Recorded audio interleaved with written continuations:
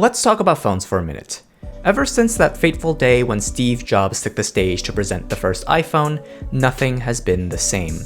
I don't know what people in the year 2000 would think of the state of our technological culture today, but it's no secret that the domination of modern smartphones have played a huge part in shaping that culture.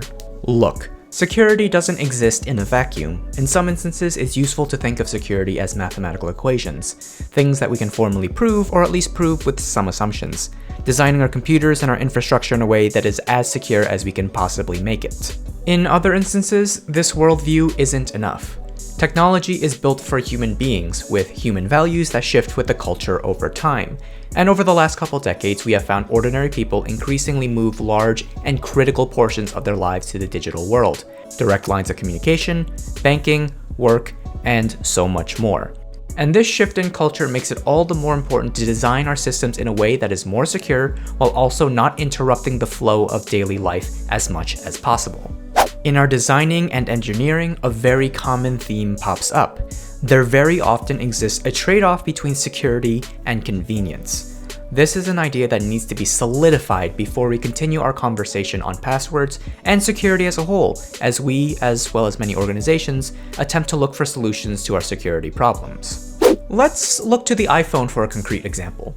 Most phones these days allow you to unlock it with a 4-digit PIN.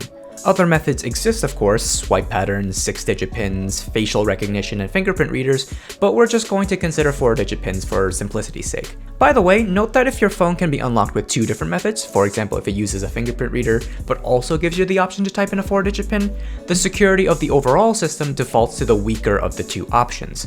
So even if fingerprint readers or Face ID become perfect authenticators over the years, ultimately your castle is only as strong as the weakest entrance. A 4-digit PIN has 10,000 possible combinations, meaning guessing at random, you have a 0.01% chance of guessing correctly on the first try, and a 0.1% of guessing the correct passcode if given 10 tries. But of course, as humans are, they tend to common pins, 1234, 0000, 2580, 1111, and 5555 being the most common. But even if you choose a perfectly random and uncommon PIN, 10,000 combinations is not a lot compared to the numbers we've talked about when discussing passwords. We've said before that a 6-character password is far too insecure, especially in this day and age. But even then, we were looking at over 700 billion combinations. So let me ask you the question, is this secure? Now this question can be answered in a few ways. Certainly this iPhone could be more secure. We could just ask a user to type in a password with letters and numbers and special characters every time they wanted to unlock their phone. This feature actually already exists now, but if I were to guess, most of you probably don't use this feature. Even if you didn't know about this feature up until I just told you a few seconds ago, most of you probably aren't rushing to your security settings to start making your phones more secure. Some of you maybe, but a lot of you probably won't. This Pew Research study is fairly old, but in 2016 the data suggests that only 9% of users unlock their phone using a password compared to 25% who use a PIN, presumably of either 4 or 6 digits. Also note that 28% of people did not use a lock screen at all, just swipe up and everything is open for you or anyone else to use. It's possible that these numbers have changed over the years, especially with new sensitive technology such as paying with your phone for example, but nevertheless the feature is still available for those who want it. And yet, as someone who is fairly mindful of security, this does make sense to me. If you're unlocking your phone 70 times a day, do you really want to type in a 12-digit alphanumeric password every single time? Certainly it would be more secure than a 4-digit PIN, but for many people, the question isn't just about security. The question is my device secure enough relative to the cost it takes me to unlock my phone? Does the benefits of mitigating the risk of having less security on my lock screen and any of the potential damage that may come out of it outweigh the cost of putting a little more effort in typing in a longer password dozens of times a day? For many people, this just wouldn't be a good user experience. To them, the cost of having lower security with a 4-digit PIN just doesn't outweigh the convenience of not having to type in a longer password. Most people, when it comes to this choice about their phone lock screen, choose convenience over security. Closely related to this trade-off is the idea of managing risk. Have too loose of a security system and you run the risk of being attacked, incurring huge and long-term losses. Have too strict a security system and you'll be unlikely to actually have a successful feature most people will ever want to use. Let's Let's actually talk about that trade-off though, because there is a fundamental difference between the PIN you use to unlock your iPhone versus the password you use to log into Twitter, for example. At first glance, it might seem that the iPhone is inherently riskier. After all, if you can break into an iPhone, you kinda get Twitter for free alongside, well, everything else. And there's an element of truth to this, something that is very important to determining how at risk you are. But there is a fundamental difference here in that you can log into Twitter from anywhere with an internet connection, but you can only unlock your phone if you physically have it in front of you. Well, I mean, that's not entirely true. It's a little inaccurate. In security and in most things in life, it's almost impossible to claim for certain that something is impossible. Doing so would imply that you've thought of every single possible thing that could ever happen, ever. And when you have large systems, like let's say iOS or an iPhone, that's not really a thing. It is demonstrably true that there have been incredibly dangerous vulnerabilities that have allowed hackers to remotely and completely surveil or take over a phone.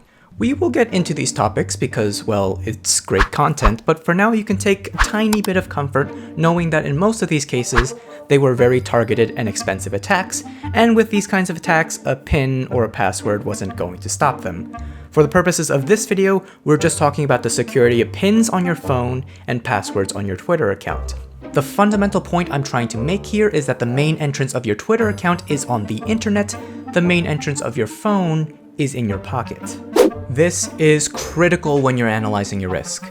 In our previous videos when talking about cracking passwords, we were referring to websites that were on the internet, the same internet that is available to billions of people around the world, any of them a potential hacker, free of national jurisdiction and oversight, free to try and attack anyone from anywhere on the planet. Your phone, on the other hand, the number of people who can attempt to break in is limited to the number of people who might come within a meter of you. They would have to pickpocket you or steal the phone right out of your hands, likely in broad daylight, most likely where others, including you, might catch them. There's also a risk that your kids or siblings or family members or friends are also potential attack vectors that you may have to consider, but this is very clearly a much smaller group of people you have to manage. This isn't to say that your phone shouldn't be secure against them either. I don't necessarily want my friends and family to have access to my phone, but I'll take them any day of the week over some random organized criminals somewhere on the planet who wants to drain my bank account. Anyways, once this physically nearby person gets their hands on your device, then and only then are they able to attempt to break your 4-digit PIN. In the case of pickpocketers and thieves, this of course is on a very strict time limit. The world may have been different a decade or two ago, but most people these days will notice that their phone is missing incredibly quickly, in which case they will be able to track their phone from another device and lock it remotely, requiring a full password instead of just a PIN to try and unlock it again. If you can avoid all that, then there's breaking into the phone itself. This step is obsolete if you already know the PIN, of course, but if you don't, you probably know that your phone will lock you out after a certain number of failed attempts. To break in, you will need to know of a software vulnerability that Apple or Google doesn't know of, and in many cases will require specialized hardware. The fact that this kind of hardware even exists might be concerning, but the fact that any friends or family who are most likely to be within grabbing distance from your phone will, generally speaking, not have these tools should also factor into the risk profile. Also take into account the scale of attack that can be done on, say, a database of passwords versus on a single phone. Hackers can silently and remotely break into a database of millions, if not billions of users' passwords, and if those passwords are unhashed or hashed without salt, those millions and billions of accounts are immediately compromised. If a pickpocket steals your phone and has all the tools to break in, they will have managed to break into one account. If that one person is you, that of course would be tragic, but the point is it's not a million at the same time. So is your phone secure? Completely secure? No. Vulnerabilities will exist in almost every aspect of life that humans touch. The question is it secure enough? With that in mind, the plan that phone companies take is simple. Give users the tool to adjust how much risk they want to incur in exchange for convenience, educate everyone about what those risks are, and ultimately let them decide for themselves. But wait, as a designer and an engineer, there's a lot of room to innovate to make better, more secure products. Your goal when designing something is to implement ideas that bring a lot of security relative to the cost of taking those extra measures. Here, take a look at this. I've laid out a chart detailing the different potential measures you can use to secure your phone. Items toward the right are considered more convenient, while those towards the left are considered less convenient. Items towards the top are considered more secure or with lower risk, while those towards the bottom are less secure with higher risk. In this bottom right corner, we have no lock screen. Just swipe up to open your phone. This is incredibly convenient, so points on that, but obviously not very secure. Anyone who gets their hands on your phone will immediately have access to, well, everything. On the opposite corner, the top left, we have long passwords consisting of randomized characters. This of course can be incredibly secure, but requires you to not only remember the string in your head, but also have to type it in every single time you want to open your phone. There are methods to generate secure passwords that are both secure and a bit easier for humans to remember, but typing in a password will still be a hassle for most people, even if they remember it. The bottom left corner is irrelevant. You certainly don't want the worst of both worlds. But of course, the ideal here is the top right corner. Some of the most popular features out there are incredibly convenient to use, while also being quite secure, sometimes even more secure. State-of-the-art fingerprint readers and Face ID unlock may have their issues, but are incredibly convenient and can't be stolen as easily as a pin can just by looking over your shoulder. Other features like keeping your phone unlocked while you're in the home means you remove those security features altogether for convenience's sake, but in a relatively low-risk location, especially if you're living alone. Stopping your phone from locking immediately and instead waiting for a minute serves a similar purpose, removing security features for those times when you unlock your phone multiple times in a short period of time, but while it is clearly still in your hand and in a fairly low-risk state. Note again that I very closely tie these ideas of risk and security because they go hand in hand. The higher the risk, the more I am willing to pay with resources like time and convenience to mitigate those risks through security. Higher risk can include both high-impact areas, for example, your bank account being more important than your webkin's account, but also areas with higher probability of an attack, such as being in a public space or anything on the internet versus being alone in the safety of your home. The same kind of analysis can be done with many areas of security. Let's talk about authenticating yourself to an online account. We've already talked about passwords in previous videos. If you don't securely store your passwords using techniques like hashing and salting, passwords will be quite insecure, but quite convenient to use and also to develop. Remember, users tend to pick fairly guessable passwords, so even if you invest some of your development time on properly storing your passwords, although you'll be much more secure, ultimately these passwords will be limited by how strong the user makes them, which is usually not great. For many people, the more convenient their password is, being shorter and easier to remember, the more insecure it is. Not only that, these users are generally one phishing email away from handing off their password to a suspicious email link claiming to be Apple. Of course, choosing long, randomly generated passwords is much more secure. There's a little bit of extra cost associated with that, using a password manager, but overall something that I personally do and find convenient enough.